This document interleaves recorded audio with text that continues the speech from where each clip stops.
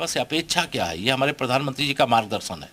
हम अपनी तरफ से कोई चीज़ थोप दें कि देश जो चाहता है उसको समझ करके और अपना संकल्प पत्र लाएं, और जो हमारे पास संसाधन है, देश की जो आर्थिक शक्ति है, उस शक्ति का सदुपयोग करते हुए जो हम संकल्प पत्र में कहें उसको करके दिखा दें। इस बात पर गहन मंत्रणा हुई है, बहुत गहराई से विचार हुआ है, सारे सुझावों का अध्ययन किया गया है। उसके बाद माननीय नरेंद्र मोदी जी के गारंटी की भी गारंटी का यह संकल्प पत्र देश के सामने आया है, और मुझे पूरा विश्वास है आज संकल्प पत्र को पढ़ने के बाद, देखने के बाद, सुनने के बाद हमारे देशवासी खुशी से उछल पड़ेंगे, मचल पड़ेंगे। और वैसे भी हम 370 प्लस जीत रहे थे, 400 प्लस गठबंधन के साथ जीत रहे थे, भाजपा अकेले 370 जीत रही थी।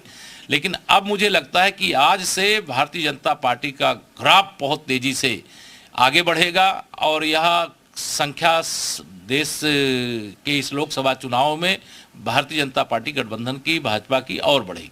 76 पन्नों का ये पूरा संकल्प पत्र है। ये कहा जाता है कि जब उम्मीदें ज़्यादा रहती हैं तो चुनौतियां भी बढ़ जाती हैं। तो एक चुनौतियां भी थीं क्योंकि तमाम चीज़ें थीं जो इस बार के संकल्प पत्र में नहीं था, जैसे राम मंदिर बनवाने को लेकर, 370 को लेकर, ये सब चीज़ें जो है इस बार की नहीं था क्योंकि ऑलरेडी बन चुका है। जब चुनौतियां नहीं थी तब भी हमारे संकल्प पत्र का हिस्सा राम मंदिर होता था। अब जब राम मंदिर बन गया, 370 हट गई, तो आज उसको रखने की जरूरत नहीं। आज रखने की जरूरत थी सामान्य नागरिक संहिता हम लाएंगे, अगर हम 370 भाजपा और 400 प्लस एनडीए जीत करके आएंगे। और वह भी वादा किया है, एक देश एक चुनाव का भी वादा किया है, दिव्यांगों के आवास का भी वादा किया है, 70 साल से अधिक के बुजुर्गों को 5 लाख तक के निःशुल्क इलाज की आयुष्मान भारत योजना के अंदर व्यवस्था करने का फैसला किया गया है। मेरे देशवासी किसी भी सेक्टर में हो, वह कोई गरीब हो चाहे अमीर हो, चाहे मध्यम वर्ग हो, चाहे वो मजदूरी करता हो, चाहे छोटा व्यापार करता हो, चाहे बड़ा व्यापार करता हो, चाहे मेरा अन्नदाता किसान हो, सबको लगता है कि हमारे जीवन की खुशहाली वाला ये संकल्प पत्र आया है। और संकल्प पत्र मतलब मोदी है तो भरोसा है, सपा बसपा कांग्रेस, राहुल गांधी जी, अखिलेश यादव जी, एंड कंपनी धोखा ही धोखा है।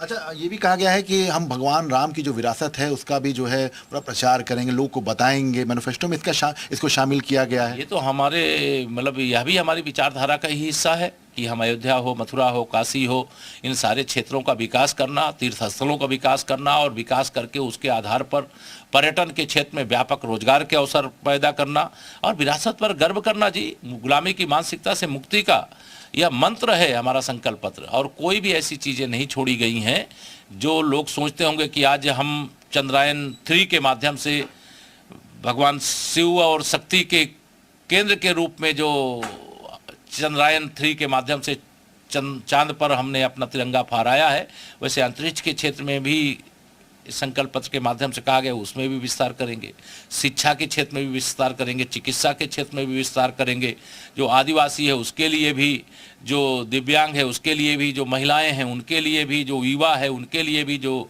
बड़े बुजुर्ग हैं उनके लिए भी, जो हमारे मछुआरे हैं उनके लिए भी, कोई सेक्टर छोड़ा ही नहीं। जो पहले कहा है वह भी किया है, उससे ज़्यादा किया है। इसलिए इस बार के संकल्प पत्र में जो कहा है वो तो करेंगे ही, उसके आगे मेरे प्रधानमंत्री जी पता नहीं क्या क्या उनका विजन है। और विश्व की जो सबसे बड़ी संस्था है संयुक्त राष्ट्र संघ में अस्थायी सदस्यता, मित्र देशों के साथ मित्रता को और मजबूत करना, यह सारे जो विषय आए हैं ये बहुत बड़े विषय हैं। ये संकल्प पत्र ऐतिहासिक है, ये मैं कहूँ कि समुद्र से गहरा, आकाश से ऊंचा, और इसकी कोई था नहीं नाप सकता। ये श्री राहुल गांधी जी, अखिलेश यादव जी के बस की बात नहीं है कि इसके बारे में वो समझें।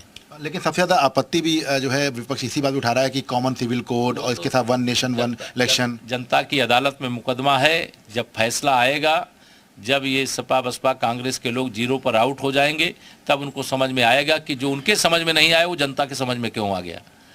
जब भाजपा जीतेगी, भाजपा गठबंधन जीतेगा, तब उनको समझ में आएगा। तो इनको समझाने का काम जनता ही करती है, चुनाव के माध्यम से करती है। आखिरी सवाल, मुफ्त राशन को लेकर जो है एक बार फिर से कहा गया कि मुफ्त राशन जो है योजना चलती रहेगी, कितना लाभकारी है गरीब, क्योंकि ज्ञान जो है संकल्प पत्र को ज्ञान के तौर पर रखा गया था, गरीब, युवा, इसके साथ अन्नदाता और नारी।